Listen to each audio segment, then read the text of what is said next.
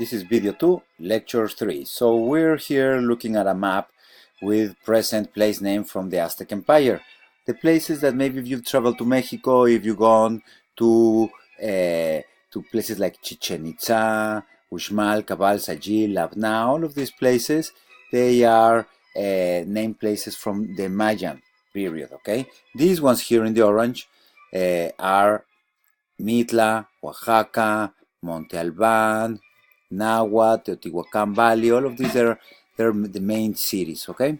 Now, in order to understand what happens in the moment of the encounter of the two worlds, this is a helpful map, particularly if we're trying to trace the history of myths. Why? Because we're interested in how myths influence the stories of the supernatural, and more importantly, that myths are encountered all over the world. We reviewed this kind of early part of anthropology and the fascination of anthropologists with gathering myths from all over, like the typical The Golden Bough from Fraser, right?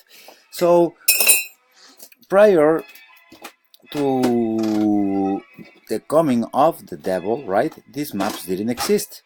But these lines is what divided the realm of Portugal against the realm of the King of Castiles. This was a very interesting negotiation that was made by Columbus with the King of Portugal before he could even get back to report on his findings to Queen Isabel and Ferdinand. However, our main point here is to take attention to this map and to understand why there's such an important Catholic influence, particularly in Latin America, and how is it that, very interestingly, I don't know if you ever thought about this, why is it that Brazil and the United States have such similarities? Anyways, a close look should be coming to the Iberian Peninsula that is divided between Portugal, Spain, and here the Strait of Gibraltar. Now, we are very interested in the stories that we can learn about in myths because, as we said, myths tell us the origins of the world and humankind, the existence of gods and spirits and their activities on earth, the order of the universe, the reasons for illness and death, and basically all of the morals that tells us how to behave, particularly when it comes to good and evil.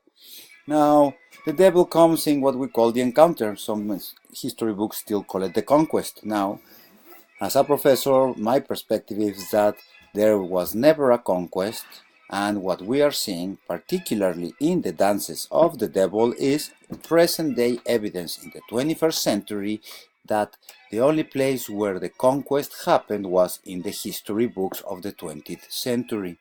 Okay, we can reflect more upon this later, but at this point we're analyzing this map that shows us the first trips of these encounters.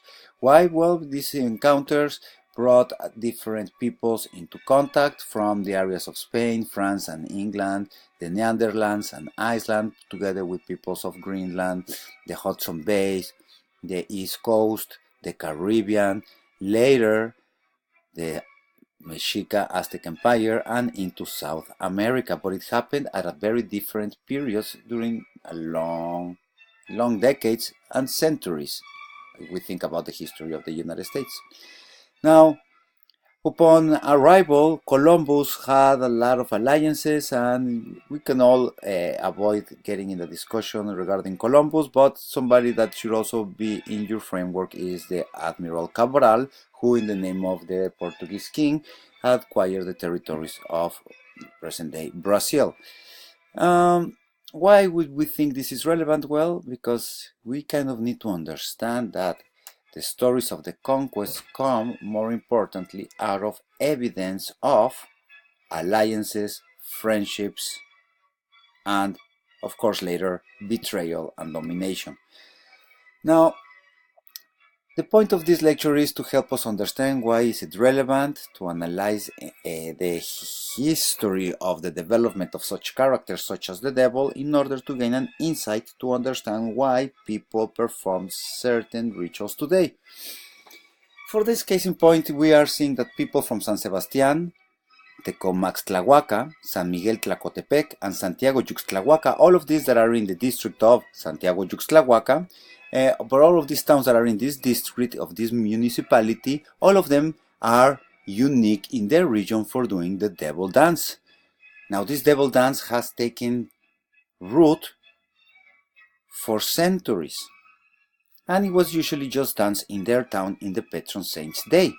But something has happened in the last decades that the devil dances have become more and more prominent as a symbol of identity from Oaxaca for the peoples that are far away from their towns and are working here in California in the Central Valley or up in Oregon or in the agricultural fields. There are others. If you went online and researched this, probably the most likely thing is that you saw an unpublished article which deals with the Afro-Mexican communities where they also dress up as devils, and this is the picture you're seeing here. They dress up as devils for the All Souls Days. However, that is not, these Afro-Mexican communities are not migrating to the United States, and therefore this is a caveat to explain that we are not dealing with the devil dance that you would find in English-speaking literature. We're talking about something that there is not much yet written on. Okay. Now, I put here a picture of the Olmec heads because if you're interested in broadening the scopes of research, I would invite you to inquire upon the African origin of the Olmec heads. That's something that actually most anthropologists dismiss quite easily. I would encourage you to research that on your own. Now, the analysis of these dances are basically part of our methodology to see the usefulness of the approach of anthropology, right? We know that usually the nature of the oral text is that texts are recited, right? And we know that recitation is also a performance. Now, oral text can frequently be very long and complex, and something that we have to take into consideration is that stories usually and unconsciously are altered from generation to generation. For that reason, as we explore myths, we may have to be aware that they change given the circumstances and the events of the peoples that are telling them, of the people that are writing them, or the people that are performing them. And these ideas have to be into our framework as we observe the present day phenomenon. Now, something that is also important to recollect is that the moment that a myth is written down, this creates a little bit more of stability through time. Nonetheless, all of those myths that are not written down and are constantly performed from generation to generation, those are more soft, do have more subtle changes. That with the adding of the years, the changes become forgotten and people don't even wonder or question these things. We just do really what our parents teach us or what our grandparents teach us, right? Therefore, that's why the case of San Sebastián Matlahuaca, San Miguel Tlacotepec, and Santiago Yuxtlahuaca are so important to analyze, particularly because it's a present-day phenomena that is unfolding right here in California. And we're studying we are studying religious phenomena, and it's also important to realize that if some communities have been affected by the attacks on families that are occurring in the borders, it's actually these types of communities, these people from Oaxaca. Okay. Now this is a picture from Los Diablos de San Miguel Tlacotepec, right? We know that this is the Mixtec region of Oaxaca, and we know the dances are performed with music that is known as La Chilena. La Chilena now has become to resemble what we know as a transnational ritual, right?